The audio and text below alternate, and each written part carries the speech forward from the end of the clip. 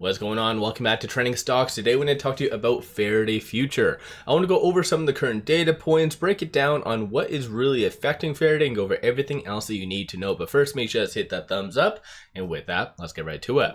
So Faraday did close 7.1% in the green. A fair amount of volume, so 228.85 million shares being traded. 328.07 is the average. So shorts did actually increase quite a lot today, 13.37 million, utilization 80.06. So you are starting to see shorts getting a little bit more involved in Faraday. The current short interest right now, because Ortex did update the new outstanding share count, is 4.23%.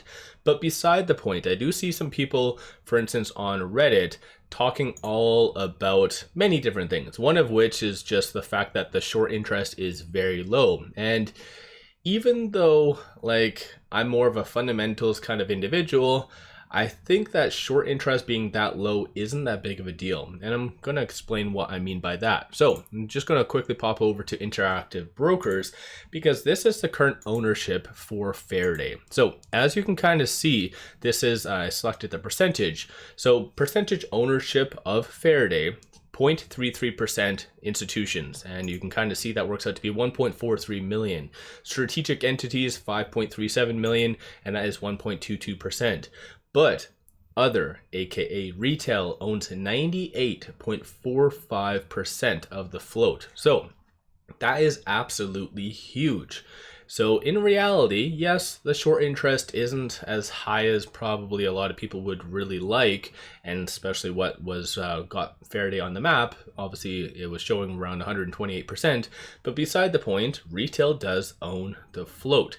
So this is kind of the better scenario of GameStop. A lot of people got into GameStop because just the huge amount of retail ownership. I think at that stage, don't quote me, I think it was around like 70-80%. That's what the estimates were.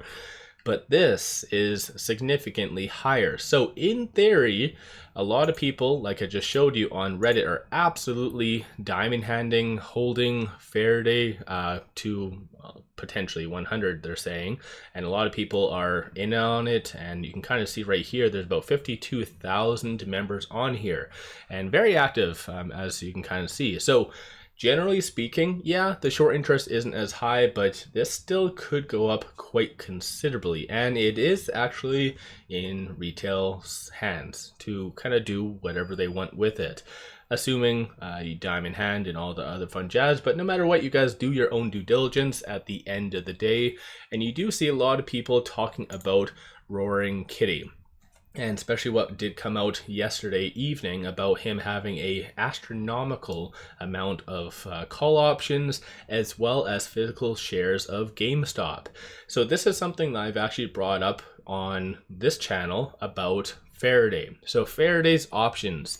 So you can kind of see right now, this is the open interest. So at that $1 strike price for this upcoming June the 7th expiry date, you do have 12,000 at that one, 6,000 at the 50-cent strike price, 3,000 at the $1.50. And again, if there's a little bit of momentum coming from retail, so if they do buy, and especially like I said, they pretty much own the float.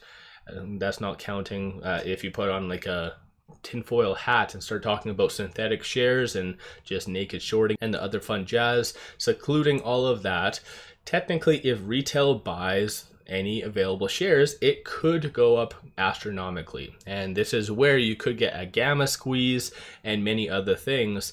And potentially there could be a domino effect based on Roaring Kitty. So this individual does say he turned down $252 million at open. What's an exit strategy? So I think the exit strategy for Roaring Kitty is going to break the market. I think that's a whole movement, right? To go against the bigger entities out there. And a massive amount of call options, if he were to just exercise them and not just swing trade it and close out his position, if he actually does exercise it, E-Trade, which is what he trades through, that broker, I don't think they have that shares, and they'll have to go to the open market to get that 17 million shares equivalently. So that, again, that is astronomical, and I think that potentially could be that X factor that GameStop needs to propel higher. And there is a lot of good correlation between GameStop and Faraday based on the price action. Of course, GameStop gets considerably more volume and just dollar volume, of course. And so yeah, I think in general, like, Faraday is not down and out. Like I've said in the past, I'm not really that optimistic on Faraday's basic operations, but the whole what has caused Faraday to go up, down, sideways, loop-de-loop had nothing to do with their operations. It is just merely, at this stage, a momentum and squeeze play, but it is a momentum and squeeze play that retail owns the float in. So let me know your thoughts on that in the comments below. Have you been buying? Have you been selling? What have you been doing with Faraday? And for instance, like I showed you on that Reddit post, do you think it's going to go to $100, or what's your kind of top end for Faraday? So don't forget to hit that thumbs up and subscribe.